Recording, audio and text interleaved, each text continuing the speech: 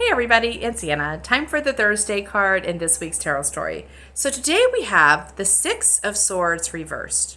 So the number six, I connect to feeling in harmony and feeling in integrity, which means everything's sort of flowing together, right? And swords are connected to the minds. They're about ideas, beliefs, and strategies, mindsets, that kind of thing. So this card actually shows a man in a boat ferrying a woman and child across a body of water. And it feels a little sad. I think she's kind of hunched over like something sad is happening. And I think in this, the scene is sort of depicting, I believe, that she's being taken from her old home and kind of being ferried across the water to a new place. And I think in the instance with the swords, that suggests that we are leaving behind an old structure that our mind had, an old idea that is no longer harmonious to us, possibly because we're just expanding and it doesn't quite match us anymore, or it's too small. So the mind is kind of on a regular basis, especially if you're a creative, intuitive, the mind is kind of always being asked to transform itself, which can be a little tiring and a little sad for the mind sometimes, because the mind does get attached to like the way things are. It gets attached to structures and ideas. So I feel like that may be part of the sadness here. But this is the mind agreeing, yes, this doesn't work anymore. This old way of thinking and being doesn't work anymore. It's a little sad maybe, but I'm willing to let it go and to cross over the waters. And in this case, in the tarot, water is mostly associated with the intuition. So it's like getting on the waters of intuition and letting myself be guided to a new place where I would build a new structure. Now, the reversal here suggests to me, in the context of this tarot story, suggests to me the mind is already well on its way across this, or at least it's being challenged, okay, across from disharmony to harmony. And that is because the last two cards we've had this week, the Four of Wands and the Nine of Pentacles, as I suggested, are both challenging the mind to let go of an old way of thinking and see something in a new way. And I think that we're asking, specifically in the Nine of Pentacles, we're asking the mind to not give a ton of attention or gravity to people who don't support us, and instead give attention and gravity to people who do support us. That's the Four of Wands, right? That's what that card is about.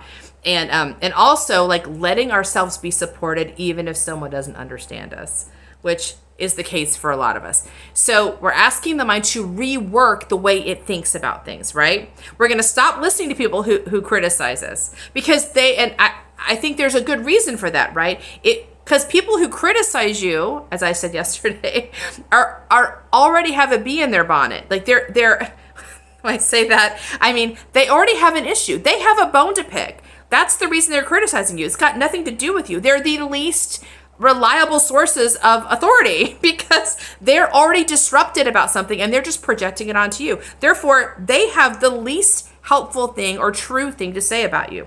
People who are around you, who are telling you how amazing you are, how much you move them and impact them, they're actually in your vortex, and they're actually people who they have no reason to say that to you. They're the simple spontaneity and the generosity of their speech indicates they're coming from a place of goodwill. Therefore, they automatically have more authority.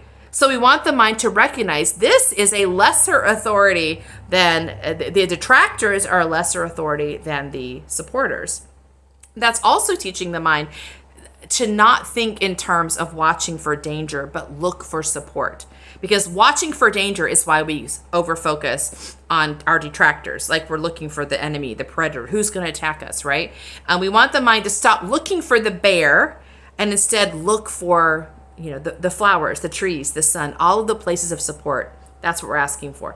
And with the Nine of Pentacles, again, we're asking the mind to take the time to not be so focused on taking action, but to take the time to enjoy being alive on the planet. That's the Nine of Pentacles. That moment of pause where we're really enjoying the richness of our lives. And the mind to not mistakenly think that being still means we're lazy, we're not doing anything. Because integration is such an important part. Being able to enjoy what we're doing actually gives our roots a chance to grow deeper, gives us stamina, gives us a chance to re-up on joy, right? So the mind thinking that being still is a waste of time is a mistake. We want the mind to correct that. That's disharmony. It's going to work against us, because if you never take the time to refuel and get full of harmony and balance and fun and joy, then you're going to poop out, right? You can't just keep taking action steps forever. And even if you manage to get all the way across your finish line, just kind of white knuckling your way through it, you're not going to have any fun.